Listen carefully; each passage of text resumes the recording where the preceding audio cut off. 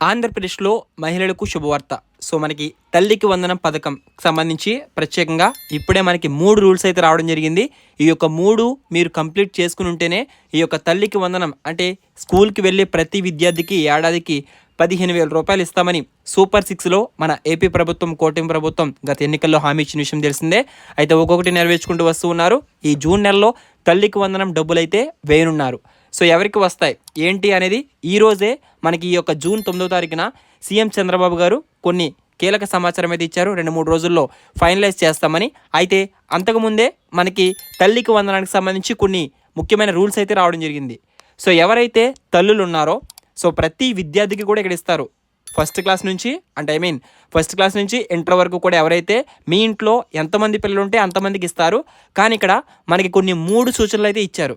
ఆ యొక్క 3 సూచనలు ఏంటంటే కనుక ఆ 3 కంప్లీట్ చేసుకుంటేనే మీకు ఈ యొక్క తల్లికి వందనం 15,000 రూపాయలు అయితే వస్తాయి.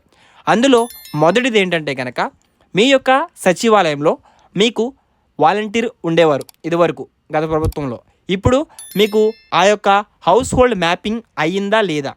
ఆ యొక్క హౌస్ హోల్డ్ మ్యాపింగ్ కాకపోతే కనుక ఆ హౌస్ హోల్డ్లో మీరు మదర్ అండ్ చిల్డ్రన్, ఓకేనా? సో ఇప్పుడు కొంతమంది ఫస్ట్ క్లాస్ కానీ సెకండ్ క్లాస్ కానీ రీసెంట్గా ఇప్పుడు మీరు జాయిన్ అవ్వారనుకో, ఈ యొక్క హౌస్ హోల్డ్ డేటాలో మదర్ అండ్ చిల్డ్రన్ ఎవరైతే ఉన్నారో మీరు ఇద్దరూ కూడా హౌస్ హోల్డ్లో ఎన్రోల్ అయి ఉండాలి.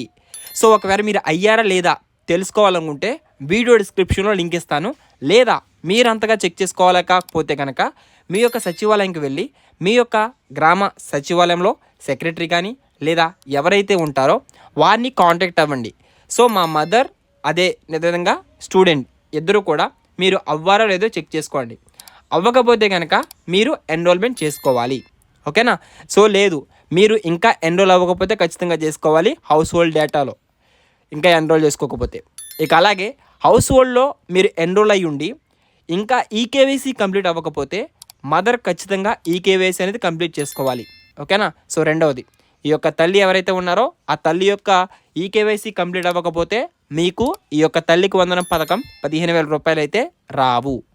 ఇక అలాగే మూడవది ఖచ్చితంగా బ్యాంక్ షూడ్ అకౌంట్ మీకు ఎన్పిసిఐతో లింక్ అయి ఉండాలి. సో ఇది ఎలా లింక్ చేసుకోవాలి? ఒకవేళ మీకు ఇంకా లింక్ కాకపోతే మీరు ఎలా లింక్ చేసుకోవాలి? ఒకవేళ లింక్ అయి ఉంటే ఏ అకౌంట్ లింక్ అయి ఉంది, అది యాక్టివ్లో ఉందా లేదా అని తెలుసుకోవాలనుకుంటే మీకు ఆల్రెడీ మన ఛానల్లో వీడియో చేశాను, అది చెక్ చేయండి. ప్రతి ఒక్కరికి కూడా యూజ్ అవుతుంది, ఓకేనా? సో ఈ విధంగా తల్లికి వందనానికి సంబంధించి మనకి 3 రూల్స్ అయితే రావడం జరిగింది. ఈ యొక్క 3 రూల్స్లో మీరు ఎలిజిబుల్ అంటే మొదటిది మీరు mother and children house hold డేటాలో మీరు ఎన్రోల్ అయి ఉండాలి.